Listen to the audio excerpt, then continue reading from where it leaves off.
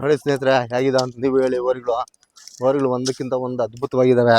ಈ ಜಾತ್ರೆಗೂ ಹಾವೇರಿ ಕಡೆಯಿಂದ ಎಲ್ಲ ಕಡೆಯಿಂದ ಬರ್ತಾವಂತ ರೈತರು.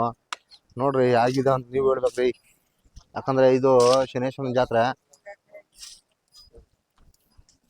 ಓರಿಗಳೆಲ್ಲ ಕುತ್ಕೊಂಡ್ಬಿಟ್ಟವೆ. ಅಣ್ಣ ಏನಾದ್ರು ಮಾತಾಡ್ತೀರಾ? ನಮಸ್ಕಾರ. ನಮಸ್ಕಾರ ಅಣ್ಣ, ನಿಮ್ಮ ಹೆಸರು ಗೊತ್ತಾಗ್ಲಿಲ್ಲ. ನಮ್ಮ ಹೆಸರು ನರಸಿಂಹಮೂರ್ತಿ ಅಂತ. ನಮ್ಮ ತಂದೆಯವರು ದಾಳಪ್ಪ. ನಾವು ಎಷ್ಟು ವರ್ಷದಿಂದ ಕಟ್ತಿದ್ದೀವಿ? ಸುಮಾರು ಒಂದು 50 ವರ್ಷದಿಂದ ವ್ಯಾಪಾರ ಮಾಡ್ತಾ ಇದ್ದೀವಿ. ಅವತ್ತು ನಾವು ಚಿಕ್ಕ ವಯಸ್ಸಿಂದನೂ ನಮ್ಗೆ ಈರುಳ್ಳಿ ಇದೆ. ನಮ್ಮ ತಂದೆಯವರು ನಮ್ಮ ತಾತವ್ರ ಕಾಲದಿಂದನೂ ವ್ಯಾಪಾರ ಮಾಡ್ತಾ ಇದ್ದೀರಾ? ಏನು ಈ ಜಾತ್ರೆಗಳಿಗೆ ಎಲ್ಲಾದ್ರೂ ಎಲ್ಲಾ ಜಾತ್ರೆಗಳಿಗೆ ಹೋಗ್ತೀರಾ? ಇದೊಂದೇ ಜಾತ್ರೆನ? ಇಲ್ಲ, ನಾವು ಪರ್ಟಿಕ್ಯುಲರ್ ಊರ್ ಪಕ್ಕ ಬರ್ತೀವಿ. ಆಮೇಲೆ ನಮ್ ಘಾಟಿ ಜಾಸ್ತಿ ಇದೆ. ಆಮೇಲೆ ಇದ್ರಾಶತ ಹೋಗ್ತೀವಿ. ಇದಕ್ಕೆ ಜಾಸ್ತಿ ಬರ್ತೀವಿ. ಇದು ಈ ಭಾಗದಲ್ಲಿ ಒಂದ್ ಸ್ವಲ್ಪ ಕಡಿಮೆನೆ ಅಂದ್ರೆ ನಮ್ಮ ಘಾಟಿ ಜಾತ್ರೆಗಿಂತ ಸ್ವಲ್ಪ ಅಂದ್ರೆ ಐ ಥಿಂಕ್ ಇದು 15-16 ವರ್ಷದಿಂದ ನಾವು ಡೆವಲಪ್ ಮಾಡ್ತಾ ಇದೀವಿ. ಇದೇನು ಹಿಸ್ಟಾರಿಕಲ್ ಏನಿಲ್ಲ, ರೀಸೆಂಟ್ ಆಗಿ ಸ್ಟಾರ್ಟ್ ಆಗಿರೋದು. ಘಾಟಿ ಇದ್ರಾಶತ ಹಿಸ್ಟಾರಿಕಲ್. ಇದು ರೀಸೆಂಟ್ ಆಗಿ ನಾವು ಮಾಡ್ತಾ ಇರೋದು. ಏನ್ ಪರವಾಗಿಲ್ವಾ ಈ ಜಾತ್ರೆ? ಪರವಾಗಿಲ್ಲ, ಇದೆಲ್ಲ ಅನುಕೂಲ ಇದೆ. ಇಲ್ಲೇನು ಅಂದ್ರೆ ತುಂಬಾ ದೊಡ್ಡ ವ್ಯಾಪಾರಗೇನಿಲ್ಲ. 1 ಲಕ್ಷದಿಂದ 1.5 ಲಕ್ಷ, 1.25 ಲಕ್ಷ, 2 ಲಕ್ಷದವರೆಗೂ ವ್ಯಾಪಾರ ನಡೀತಾ ಇದೆ. ಪರವಾಗಿಲ್ಲ, ಹೆಂಗೋ ರೈತರು ಇದು ಎಲ್ಲರಿಗೂ ಅಡ್ಜಸ್ಟ್ ಆಗ್ತಿದೆ. ಇವಾಗ ದೇವನಹಳ್ಳಿ ಅಂದ್ರೆ ಪರ್ಟಿಕ್ಯುಲರ್ 5ರಿಂದ 6 ಲಕ್ಷ, 7 ಲಕ್ಷ ಮಾಡ್ತಾರೆ. ನಾವು ಇವು 200ರಿಂದ 250 ಕ್ವಿಂಟಲ್ ಜೋಳ ಬೆಳ್ತಾವ. ಇವು ನಾವೆಲ್ಲ ಕೆಲ್ಸಾನು ಮಾಡ್ತೀವಿ, ಇದ್ರಲ್ಲಿ ಬೆಳಿತೀವಿ, ಇದನ್ನ ಮಾರ್ತೀವಿ, ಮತ್ತೆ ಇದೇ ತರ ತರ್ತೀವಿ. ಇನ್ನ ಮನೇಲಿ 2 ಜೊತೆ 3 ಜೊತೆ ಇದೆ. ಮನೆಯಲ್ಲೇ ಸಾಕ್ತೀರಾ ಇಲ್ಲ ಬೇರೆ ಕಡೆ ಇಲ್ಲ, ಇದು ತಂದು 1 ವರ್ಷ ಆಯ್ತು. ಇದೆರಡೆಲ್ಲ ಇದ್ದಕ್ಕೆ ನಂದಿದ್ದು 4 ಅಲ್ಲ ಆಯ್ತು. ನಾವು ಇದು ಹೆಂಗ್ ಮೇಯಿಸ್ಕೊಂಡು ಅದೇ ತರನು ಕೆಲಸ ಮಾಡ್ತೀವಿ, ಹಂಗೆ ಮೇಯಿಸ್ತೀವಿ. ಹಂಗೆ ನಮ್ಗೇನೋ ಒಂಥರ ಖುಷಿನೂ ಕೊಡ್ತಿದೆ. ಏನು ಎಜುಕೇಶನ್ ಏನಾದ್ರು ಮಾಡ್ಕೊಂಡಿದ್ದೀರಾ? ನಮ್ದು BSc ಆಗಿದೆ. BSc ಆಗಿದೆ, ಪರವಾಗಿಲ್ಲ. BSc ಮಾಡಿದ್ರು ಇವರಿಗೆ ಹುಚ್ಚಾಗಿಲ್ವಲ್ಲ, ಯಾಕೆ? ಇಲ್ಲ, ಇದು ನಮ್ಗೆ ಹುಟ್ಟಿಂದಾನೆ ಬಂದ್ಬಿಟ್ಟಿದೆ. ನಾವು ಮದ್ ಏನ್ ತೋರ್ಸ್ಕೊಂತ ಇಲ್ಲ.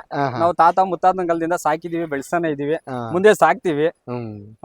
ಇನ್ನ ಆತರ ನಮ್ ಕ್ರೇಜ್ ಹೋಗಲ್ಲ. ಕ್ರೇಜ್ ಹೋಗಲ್ಲ. ಅಮ್ಮ ಅಂದ್ರೆ ಎಷ್ಟು ವಯಸ್ಸು ಇರ್ಬೋದು ನಿಮ್ಗೆ? ನಮ್ಗೆ ಇವಾಗ 35 ವರ್ಷ. 35 ವರ್ಷ. ಈ ವಯಸ್ಸಲ್ಲೂ ಇನ್ನು ಯುವಕರು ಇನ್ನು ಬರ್ಬೇಕು ಮುಂದೆ. ಈ ಹಳ್ಳಿಕಾರ ಉಳಿಸಿ ಬೆಳೆಸಿ ಅಂತ ಹೇಳ್ತಾರೆ. ಆದ್ರೆ ಉಳಿಸಿ ಬೆಳೆಸೋದಕ್ಕೆ ಅನ್ನೋದಕ್ಕಿಂತ ಮುಂಚೆ ಒಂದ್ ಹಸು ಕಟ್ಬೇಕು ಮನೆಯಲ್ಲಿ ಅಲ್ವಾ? ಒಂದು ಜೊತೆ ಎತ್ತು 100 ಮನೆ ಸಾಕ್ತದಣ್ಣ. ಹೌದಣ್ಣ. ಒಂದು ಕಾರ್ ಏನ್ ಸಾಕ್ತದೆ, 4 ಜನ ಹೋಗ್ಬೋದು. ಅದೇ ನಮ್ ಎತ್ತು, ನಮ್ ಬಸವಣ್ಣನ ಸಾಕಿದ್ರೆ 100 ಮನೆ ಸಾಕ್ತದೆ, 100 ಸಂಸಾರನು ಸಾಕ್ತದೆ, 100 ಜನಕ್ಕೆ ಅನ್ನನೂ ಆಗ್ತದೆ. ಹೌದು, ಉಳುಮೆ ಮಾಡ್ತದೆ. ನಾವು ತರೋದು ಉಳುಮೆ ಮಾಡಕ್ಕೂ ತರ್ತೀವಿ, ಶೋಕಿ ಮಾಡಕ್ಕೂ ತರ್ತೀವಿ, ಎಲ್ಲದಕ್ಕೂ ಅನುಕೂಲ ಆಗೋ ತರ ನೋಡ್ಕೊಂಡು ತರ್ತೀವಿ. ನೋಡಿ, ಹೀಗಿರ್ಬೇಕು. ಯಾಕಂದ್ರೆ ಒಬ್ಬ BSc ಪದವೀಧರನಾಗಿದ್ರೆ ನೀವು ಇನ್ನ ಮನೆಯಲ್ಲಿ 2 ಜೊತೆ ಎತ್ತುಗಳು, ಇನ್ನೂ 1 ಜೊತೆ ಐತೆ ಎತ್ತುಗಳು ಮನೆ ಹತ್ರ.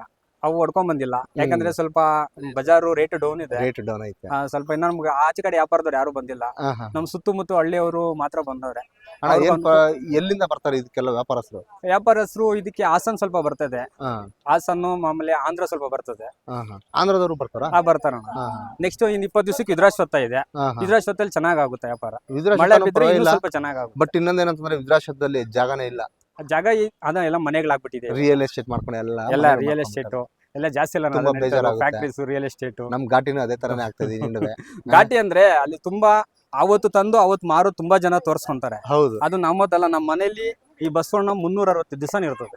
ಹೌದಣ್ಣ. 360 ದಿವಸನು ಅದು ರೈತರ ಕೆಲಸ ಇದ್ದಾಗೂ ಮಾಡ್ತೀವಿ.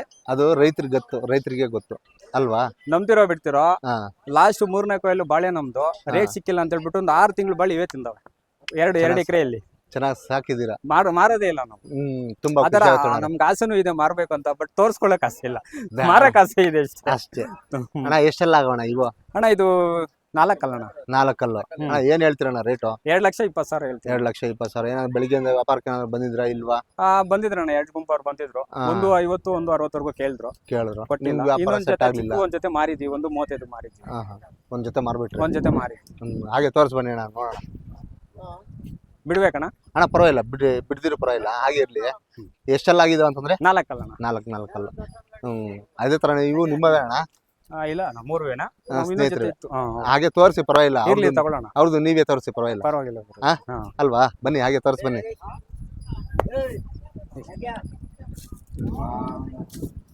ಅಣ್ಣ, ಇವೇನ್ ಹೇಳ್ತೀರಣ್ಣ ರೇಟು? ಇವು ಹಾಲಲ್ಲಿ ಕರುಗಳ ಏನು? ಹೌದಣ್ಣ, ಇನ್ನು ಎಳೆ ಕರುಗಳಿವು. 1,20,000 ಹೇಳ್ತೀವಿ. 1,20,000. ಹೌದಣ್ಣ. ಇವು ನೇಗ್ಲೆಲ್ಲ ಉತ್ತವೆ. ಈ ಸರಿ ನೇಗ್ಲೆಲ್ಲ ಉತ್ತವೆ. ಕೆಲಸ ಮಾಡವೆ, ನೋಡಿದ್ರೆ ಗೊತ್ತಾಗ್ಬಿಡ್ತದ ಅಣ್ಣ, ನೇಗ್ಲು ಉತ್ತವ ಇಲ್ವಾ? ಇಲ್ಲ, ಕೆಲಸ ಶೋಕಿಗೆ ಸಾಕೋರು ಯಾರು? ನೇಗಿಲು ಕಟ್ಟೋರು ಯಾರು 99% ಶೋಕಿಗೆ ಸಾಕೋದು ಕಮ್ಮಿನೇ, ಹಾ. ಕೆಲಸ ಮಾಡೋದೇ ಈ ಭಾಗದಲ್ಲಿ ಜಾಸ್ತಿ ನೇಗಿಲು ಕೆಲಸ ಜಾಸ್ತಿ ಮಾಡೋದು. ರೀಸೆಂಟ್ ಆಗಿ ಮಾಡಿರೋದು ಇದು ಜಾತ್ರೆ ಹ್ಞೂ. ಎಲ್ಲ ನಮ್ಗೆ ರೈತರಿಗೆ ಅನುಕೂಲನೇ ಆಗ್ತಿದೆ, ಇದು ಹೊರತು ಏನು ಆಗ್ತಾ ಇಲ್ಲ. ನಾನ್ ಕೇಳ್ದಂಗೆ ಬೇರೆ ಜಾತ್ರೆಗಳೆಲ್ಲ ಸುಂಕ ಜಾಸ್ತಿ ಅಲ್ವಾ? ಇದು ಶುಲ್ಕ ಈ ವರ್ಷದ ಮುಂದಿನ ವರ್ಷದಿಂದ ಹಾಕ್ತಾರೆ ಅಂತ ಅಣ್ಣ. ಶುಲ್ಕ ಏನಿಲ್ಲ ಈ ಸರಿ. ಇನ್ನೊಂದ್ ಜೊತೆ ಏನಿದೆ ನಮ್ಮ ಎತ್ತುಗಳು ತೋರಿಸಿ ಆಮೇಲೆ. ಮತ್ತೆ ಅಣ್ಣ ಇವು ಯಾರು ಅಣ್ಣ ಬೇರೆಯವ್ರವಾ? ಇವು ಚೆನ್ನಾಗಿ ನಿಮ್ಮವೇನಾ? ಇರ್ಲಿ ಯಜಮಾನ್ರ ತೋರಿಸ್ತಿದ್ದೀನಿ.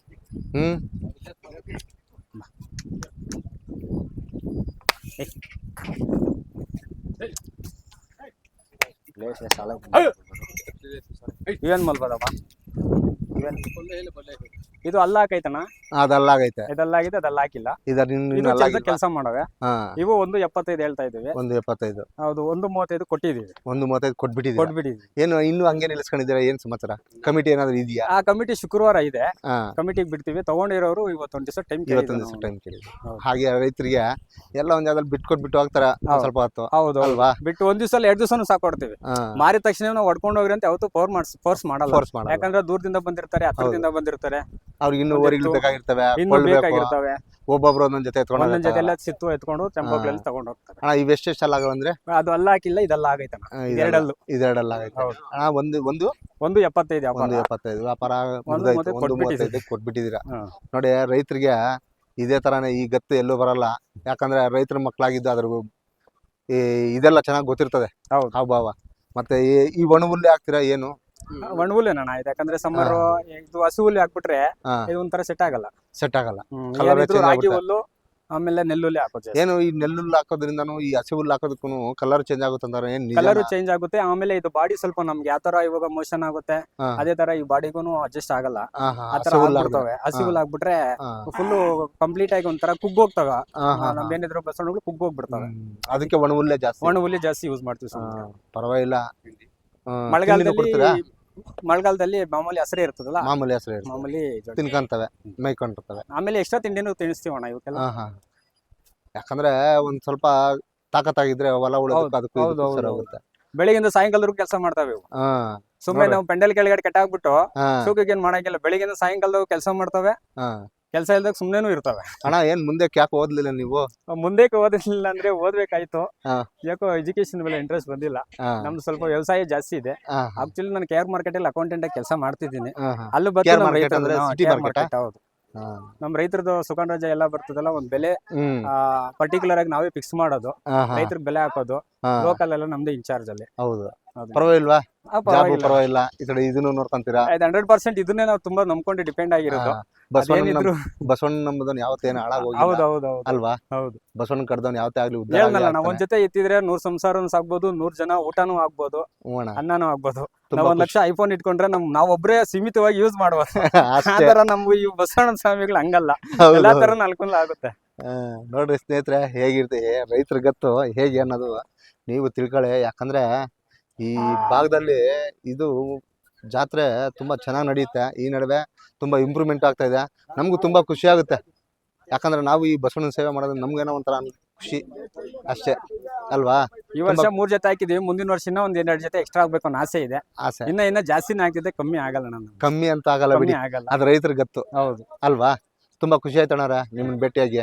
ಯಾಕ ನನ್ಗೂ ಈ ಮಾತುಗಳು ಕೇಳ್ತಾ ಇದ್ರೆ ನಂಗೂ ಒಂದ್ ಸ್ವಲ್ಪ ಖುಷಿ ಆಗುತ್ತೆ. ಇಲ್ಲ, ನಾವು ಬರೇ ನಮ್ ದನಗಳ ಮೇಯಕ್ಕೆ 4 ಎಕರೆ ಜಮೀನ್ ಬಿಟ್ಬಿಟ್ಟಿದೀವಿ. ನೋಡ್ರಿ, ಹಿಂಗೆ ಬರೇ ಹುಲ್ ಬೆಳೆಯೋದು, ಕುಯ್ದಾಕೋದಷ್ಟೇ. ತುಂಬಾ ಅದನ್ನ ಸ್ವಲ್ಪ ಒಂಥರ ಈ ನ್ಯಾಚುರಲ್ ಆಗಿ ರೀಸೆಂಟ್ ಆಗಿ ಒಂಥರ ಮಾಡ್ಲಿಂಗ್ ತರ ಮಾಡ್ಬೇಕು, ಒಂಥರ ಫಾರ್ಮರ್ಸ್ ತರ ಏನಿಲ್ಲ. ಓಪನ್ ಫೀಲ್ಡ್ ಇದೆ, ಸುಮ್ನೆ ಹುಲ್ಲು ಬೆಳ್ಕೊಂತದೆ, ನಮ್ ಮೇಯ್ಕೊಂಡು ಅಲ್ಲೇ ಬರ್ತದೆ. ಓಕೆ ಅಣ್ಣ, ಅದೇ ತರ ಮಾಡಿ. ಯಾಕಂದ್ರೆ ರೈತರು ಬೆಳಿಬೇಕು ನಮ್ಗ ಅಲ್ವಾ? ಬಡವ್ರ ಮಕ್ಳು ಬೆಳೆಸೋದೇ ಅಲ್ಲಿ. ಎಲ್ಲ ತುಳಿಯೋರೇ ಜಾಸ್ತಿ ಜನ. ಹೌದು, ಏನ್ ಮಾಡ ಇವನ್ ಮಾತಷ್ಟೇ. ರೈತ ಅಂತ ಇಲ್ಲಿ ಹೆಸರಿಗೆ ಅಲ್ಲಿ ಬಗಳ್ತಾರೆ, ಅವ್ರು ನಮಗೆ ಮಾತ್ರ ಅದ ನೆತ್ತಿ ಮೇಲೆ ಗುಂಡೆತ್ತಾಕ್ತಾರೆ. ಎಲ್ರು ಅಷ್ಟೇ ಅಲ್ವಾ? ಎಲ್ರು ದೇಶದಾಗ ಅಲ್ಲಿ ರೈತನವನು ಅವನಿಗೆ ತೊಂದರೆ ಮಾಡೋದೇ ಅವ್ರ ಕೆಲಸ. ಏನ್ ಮಾಡಕ್ ಆಗಲ್ಲ.